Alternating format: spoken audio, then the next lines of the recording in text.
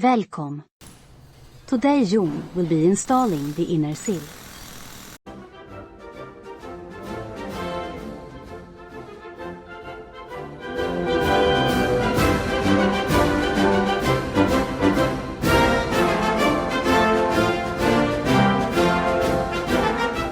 Next step is the stiffening web. That's the important one, so to speak, because it's got to be 5.5 from here to here. Now, in a lot of cases, as I said, the inner sill and the castle rail assembly, they might vary. This part pretty much is 5.5, as it should be all the way across. And then it ramps or steps up here to catch this higher flange, higher joggle right here.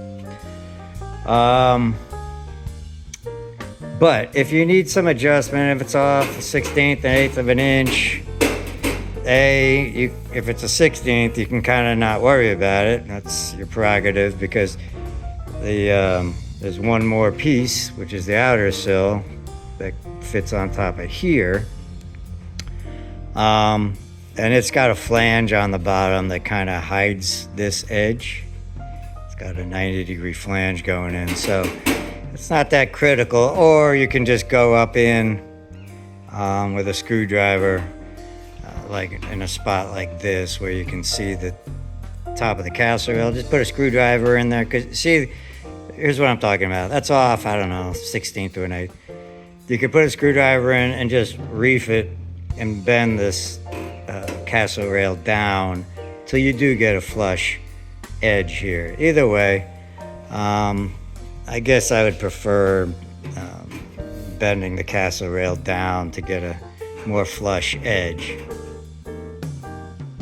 But a lot of prep in this plate. It comes with no holes. It comes with nothing. So you got to drill all these holes. Again, I'm coming in from this side with my plug welds, because it's much easier to get the grinder, slander, whatever it is, from this direction, versus if I had put the plug welds through the flange on the inner sill, it'd be a bitch to, well, it'd be harder to sand all those, grind all those welds down. So we got good fitment here on this edge, so I'm happy with that, because that's all reconstructed inner fender, as you might recall. And then this is sanded because you want the top of the plug weld to bind to this metal.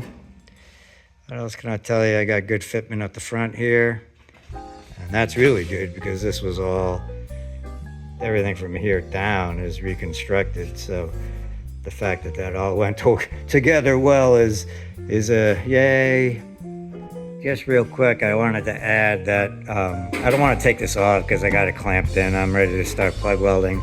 But for sure, do not forget to put the jack, not jack mount, what the hell's it called? It's a truss that fits right in here to, again, distribute the load when you're jacking the car up, because the jack mount goes right here. So put that piece in there, make sure it's in there securely. And just like that, I'm about ready to start plug welding, and I'm looking back here and it's like, oh shit, I forgot to put these holes in here to weld into the that body frame that's coming down like this. Remember that I reconstructed all that metal, so there's nothing behind here.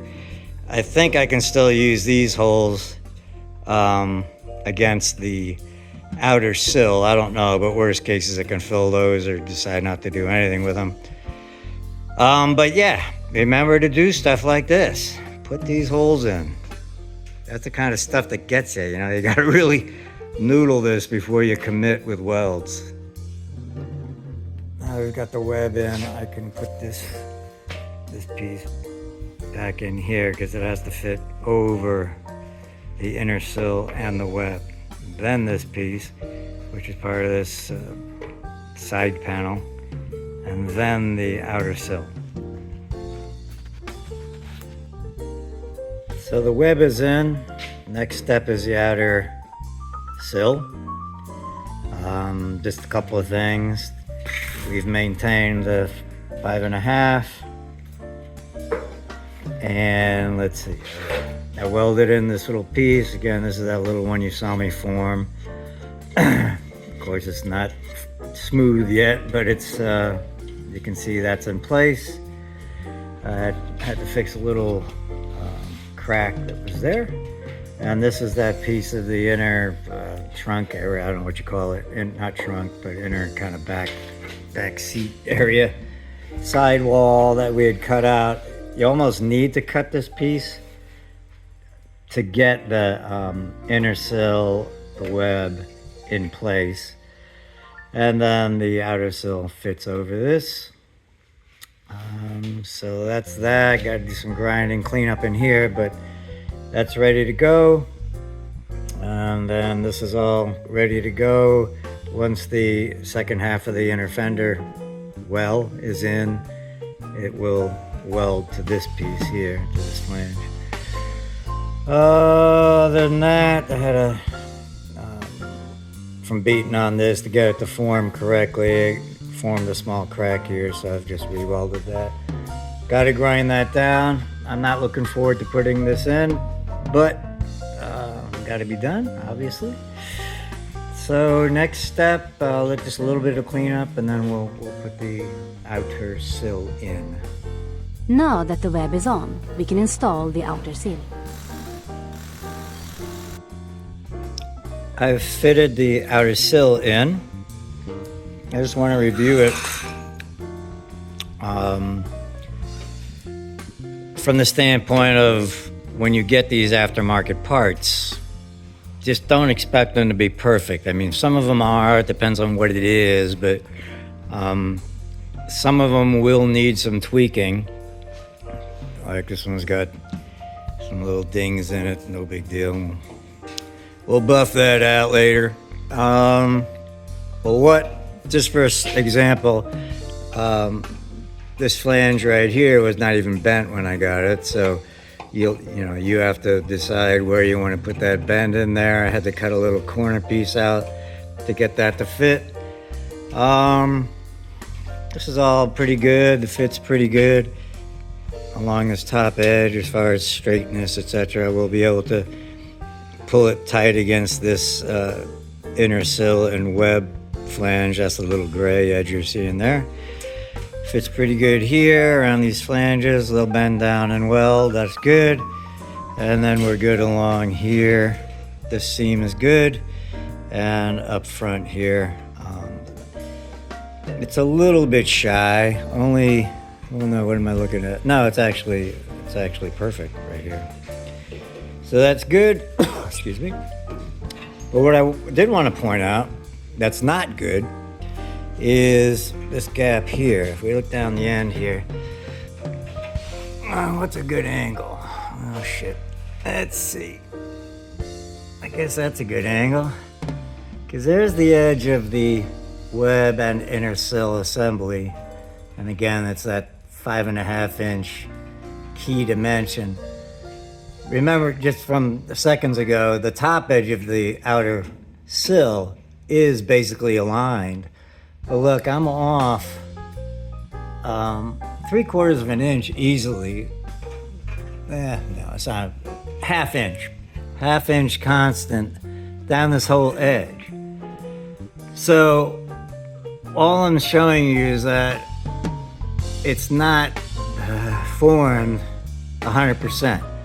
So what I'm going to do is weld the top edge of the outer sill in, and then push the lower edge, sorry about the focus, push the lower edge up to meet that 5.5 inch magic number.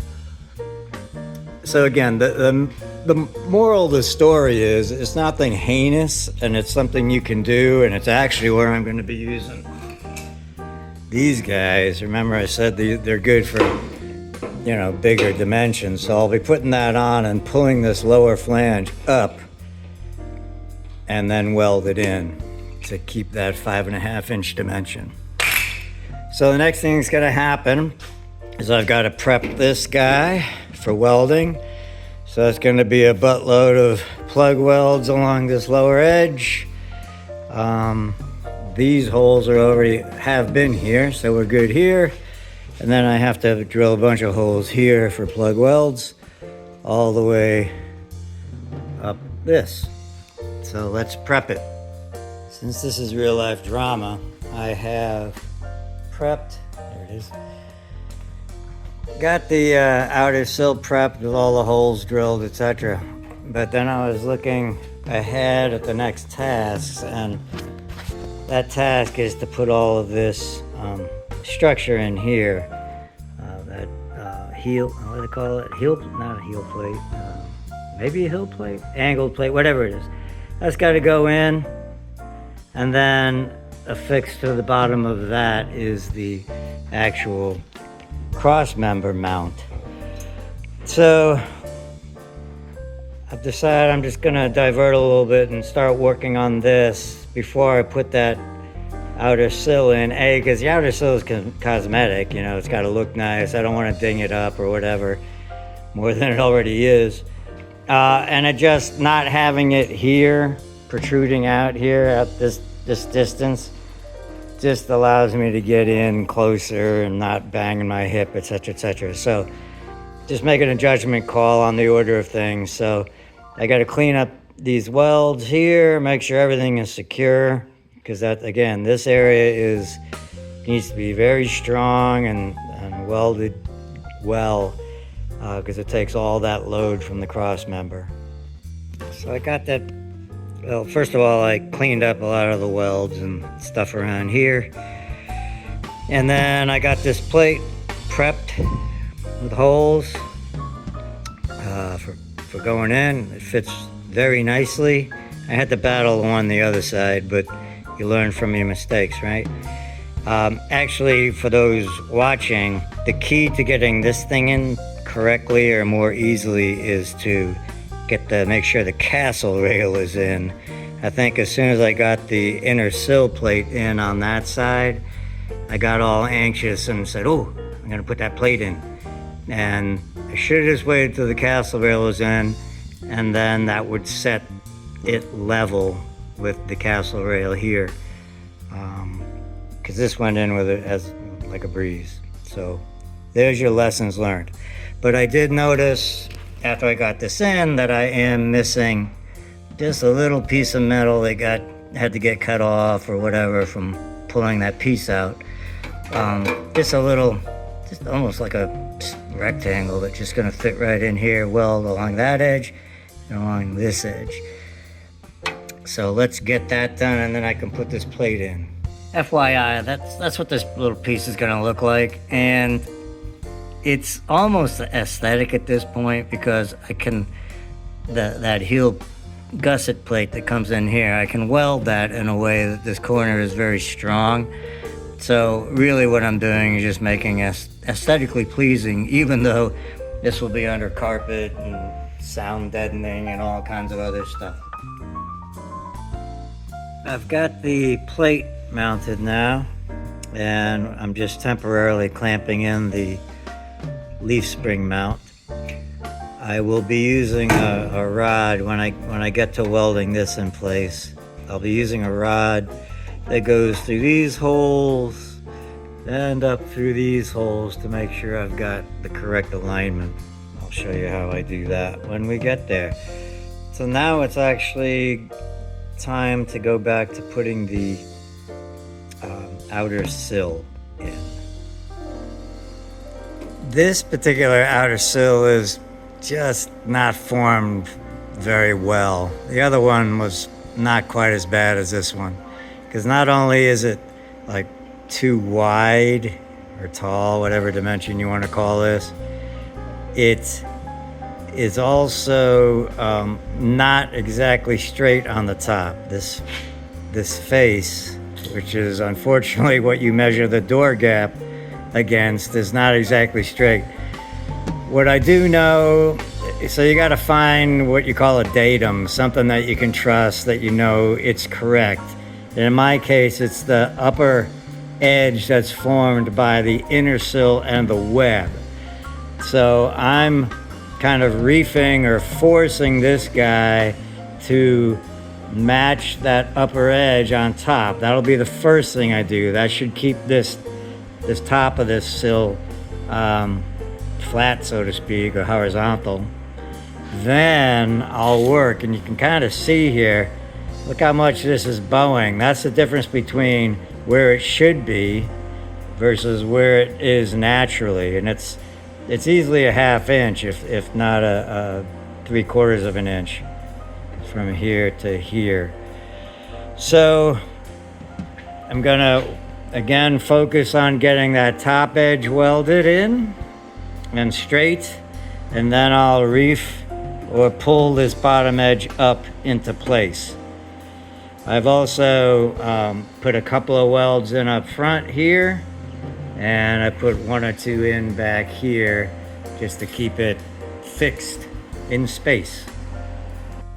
So 2 things. First of all, she's in, and I ain't gonna lie to you, that sucked. There was no part of that went smooth, but she's in. Obviously nothing's ground yet. And the second thing is that in my previous videos about tools, I mentioned using a deburring tool. And sure enough, I have a splinter in my thumb. And it came from inside my glove. Bye. Next time we will work on the quarter panel.